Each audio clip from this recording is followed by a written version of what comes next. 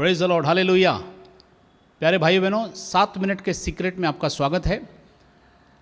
मत्ती रचित सुसमाचार 5 अध्याय के 27 वचन में प्रभु यीशु मसीह ने एक हिदायत दी थी कि तुम सुन चुके हो, तुमसे कहा गया था कि व्यभिचार न करना, परंतु मैं तुमसे कहता हूँ यदि कोई पुरुष किसी स्त्री पर बुरी नज़र डाले तो वह अपने मन में उससे व्यभिचार कर चुका।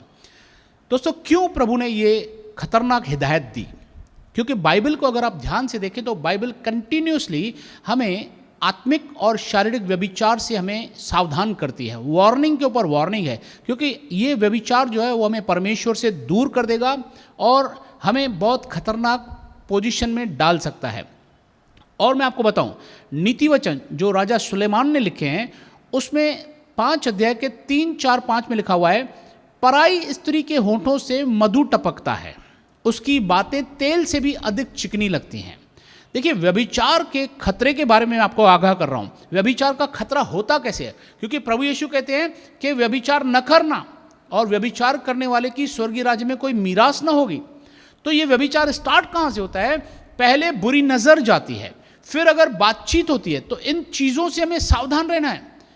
ठीक है, बातचीत मतलब कहता है पराई स्त्री के होठों से मधु टपकता है, उसकी बातें तेल से भी अधिक होती हैं। नॉर्मली बहुत बार ऐसा देखा गया, अगर आपको कहीं दिखाई दे कि कोई व्यक्ति अपनी पत्नी का जब उसका फ़ोन आता है और जब किसी और लेडी का फ़ोन आता है तो कैसे बात करता है, क्या डिफरेंस है।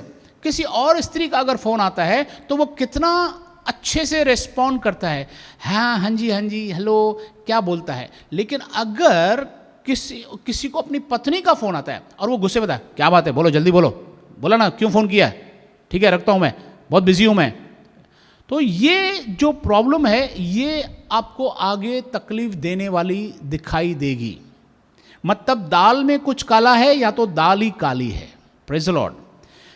भाइयों बहनों, परमेश्वर का वचन हमारी ज़िंदगी है, ये हमारे जीवन को बचाने वाला है, समझाने वाला है। अगर किसी के जीवन में ऐसी घटना हो रही है तो मैं आपको वचन के अनुसार आज सावधान करना चाहता हूँ, क्योंकि आगे लिखा हुआ है नीति वचन ही, उसमें अगर आगे पढ़ोगे जिसमें लिखा हुआ है पराई स्त्री के होठों से मधु टपकता है और उसकी बातें तेल से भी अधिक चिकनी लगती हैं, ये स्वाभाविक है। लेकिन 4 और 5 में लिखा हुआ है वो नाग दोना कड़वा सा है, वो जहर बन रहा है, वो उसके जीवन में जहर बन रहा है।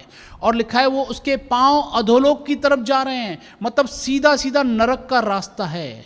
नीति वचन के आगे ही 6 अध्याय में लिखा हुआ है, 29 में लिखा हुआ है पराई स्त्री के बारे में हमें बहुत सावधान रहना चाहिए। पराई स्त्री के विषय में बहुत गंभीरता से सोचने का विषय है, क्योंकि परमेश्वर ने एक ऐसा सिस्टम बनाया कि हर एक पुरुष की एक स्त्री हो। पहला कुरिन्थियों 7 अध्याय में कहता है पौलुस भाई के व्यभिचार के खतरे से बचने के लिए हर एक पुरुष की एक स्त्री हो और एक स्त्री का पुरुष हो, पति हो, और दोनों अपना अपना हक पूरा करें। अगर कहीं पर भी इसमें गड़बड़ होगी तो व्यभिचार का खतरा बढ़ता है। अगर हम ज़्यादा महीनों तक, सालों तक अलग रहते हैं तो खतरा बढ़ सकता है। इसलिए बाइबल हमें वार्निंग देती है, क्योंकि उसने हमारी फिजिकल बॉडी उसने बनाई है। God knows our needs. परमेश्वर लिखा है तुम ज़्यादा देर तक तुम अलग ना रहो, ऐसा ना हो कि शैतान को अवसर मिले। तुम्हारे बीच में बुद्धिमानी से चलो, अच्छे से चलो, और अपना जो ध्यान है, एकाग्रता अपने पति की ओर रखो, अपनी पत्नी की ओर, वाइस वर्सा है। ऐसा नहीं सिर्फ पतियों के लिए वार्निंग है, पत्नियों के लिए भी वार्निंग है। अगर कोई स्त्री किसी पराये पुरुष पर बुरी नज़र डालती तो वो भी व्यभिचार कर चुकी अपने मन में। तो हमें इससे सीखने को मिलता है, हम इससे सावधान रहें कि पराये स्त्री, पराये पुरुष के जीवन में हमारा कोई भी इंटरफेयर ना हो, ना हमारा किसी पर ध्यान हो, क्योंकि ये चीज़ें हमें सीधा नरक की ओर लेके जा रही हैं। हम प्रभु के पास आए हैं, हम प्रभु का वचन सुने, बाइबल का वचन हमें सावधान करता है। मैं जानता हूं दुनिया के लोग इसको नहीं समझेंगे, नहीं मानेंगे, क्योंकि आज दुनिया में बहुत जगहों पर एक्स्ट्रा मैरिटल अफेयर चल रहा है, बहुत सारी गड़बड़ियां चल रही हैं, बहुत हायर सोसाइटी लोग समझते हैं, फैशन समझते हैं। लेकिन मैं बहुत अफसोस के साथ कहता हूं, हम विश्वासियों को जो प्रभु यीशु के पीछे चल रहे हैं, आप मेरे बैकग्राउंड को जानते हैं, मैं भी बहुत ही खतरनाक बैकग्राउंड से आता हूँ। बुरी तरह व्यभिचार में था, गलत चीज़ों में था, शराब में था। मैं प्रभु को सारी महिमा देता हूँ। मुझे प्रभु ने सिखाया, मुझे बदला, मुझे जीवन दिया है और अपनी महिमा के लिए खड़ा किया है। तो मैं आज आपको अपने एक्सपीरियंस के साथ बोलना चाहता हूँ, अपनी गवाही के साथ बोलना चाहता हूँ और वचन के अनुसार आपको बोलना चाहता हूँ कि ये सब चीज़ें बहुत खतरनाक हैं।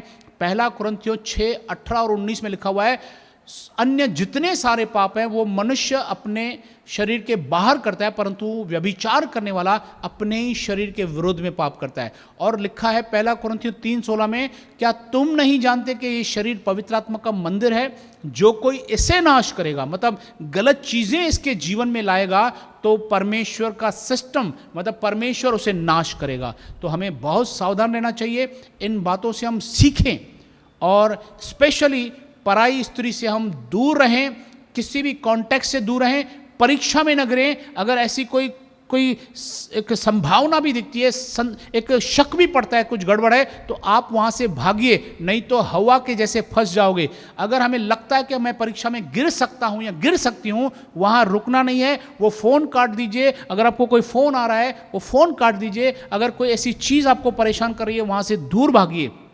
अगर ऐसी पार्टी को आपको लग रहा है पार्टी में रिस्क है, तो ऐसी पार्टी को प्लीज़ अटेंड मत कीजिए। अगर ऐसी फेलोशिप, ऐसी संगति आपको मिल रही है, अगर ऐसी जगह पर कुछ लग रहा है, तो प्लीज़ सावधान रहिए, क्योंकि शैतान बहुत स्मार्ट है, वो कहीं भी आपको फंसा सकता है। हम सावधान रहें। अगर हम कलीसिया में भी आते हैं, बहुत बड़ा झुंड है, कहीं क्रूसेड में जा रहे हो, बहुत सारे लड़के लड़कियां वहाँ पर हैं, बहुत सारे स्त्री और पुरुष वहाँ पर हैं, अपने आप को बचाए रखना, प्रार्थना करके निकलना कि प्रभु मेरी आंखों को आशीष कर, मेरे जीवन को आशीष कर, मैं किसी को देखकर पाप में न गिरूं, न कोई मुझे देखकर पाप में गिरे। ऐसी आप विनती करो प्रभु से, तब आपके ऊपर और ज़्यादा ग्रेस होगा और प्रभु आपको प्रोटेक्ट करेगा। ये हमारे अंदर होना चाहिए ताकि हम इस खतरनाक व्यभिचार के पाप से बचे रहें। प्रभु आप सबको बहुत ऐसे आशीष दे। God bless.